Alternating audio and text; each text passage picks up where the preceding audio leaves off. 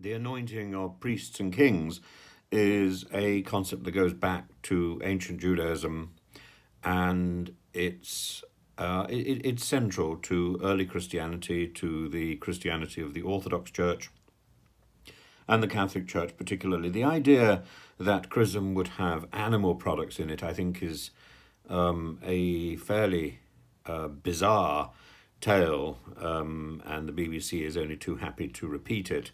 But the chrism, which is produced by the Orthodox Church, is made up of a very complex formula of about 64 different spices, and the chrism of the Catholic Church, which is made up by individual bishops. The chrism of the Orthodox Church is made up in Constantinople, in Istanbul, by the Patriarch, is blessed specifically by the Patriarch. In fact, he adds the last few ingredients himself, and it's done once every 4 years, I think.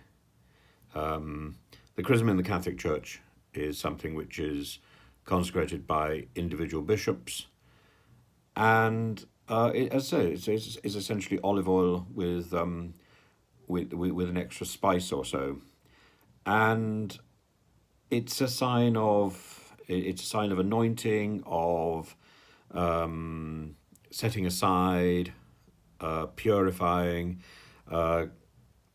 The olive oil is used routinely in so many ceremonies. In fact, in the ordinary baptism ceremony in the Orthodox Church, so a whole bottle of olive oil will generally be poured on a child while they are in the process of being dunked in the baptismal font, and it's a demonstration of the combination of natural products and the, the symbolism of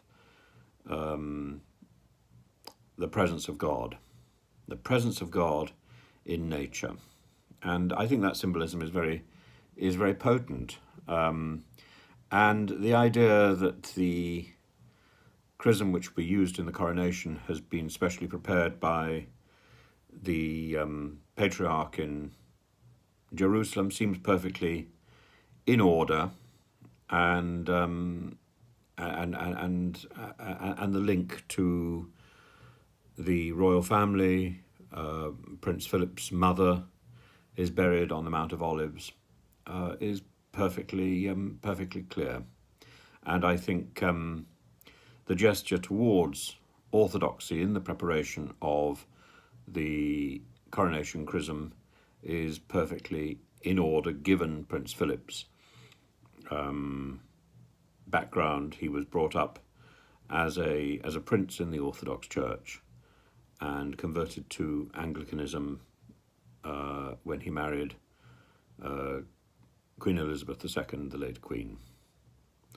So, and also Prince Charles, as he was a visitor to the holy mountain of Athos, the mountain with 36 monasteries on it, and only monasteries, and an extraordinary place, like walking into the pages of the Name of the Rose. And Prince Charles was a regular visitor there, and indeed is involved in the Friends of Mount Athos. Mount Athos is this extraordinary mountain, and I remember my first visit. I went to the I went to the point where the peninsula butts onto the mainland, and there's a large gate, and on the gate is a sign, "Beyond this point, no tractors or women." And I thought that sign was very entertaining. As a rule, you enter the Holy Mountain by boat, and you get a special dispensation, a special passport from a special visa from the Archbishop of Thessaloniki, and permission to travel, and then stay 2 or 3 days on the Holy Mountain, perhaps moving from one monastery to another. And it's simple, basic hospitality.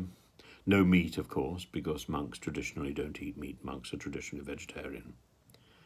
And I do recommend it. It's a wonderful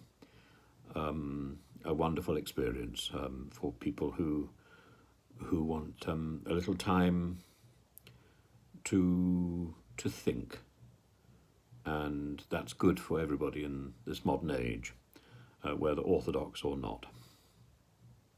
And the chrism, I think, and the silence and the serenity of the chrismation moment in the coronation service is a little time for the king and the queen to think, and time, I think, for the country to think about what's going on and about the dedication of the king and the queen to God and to the country.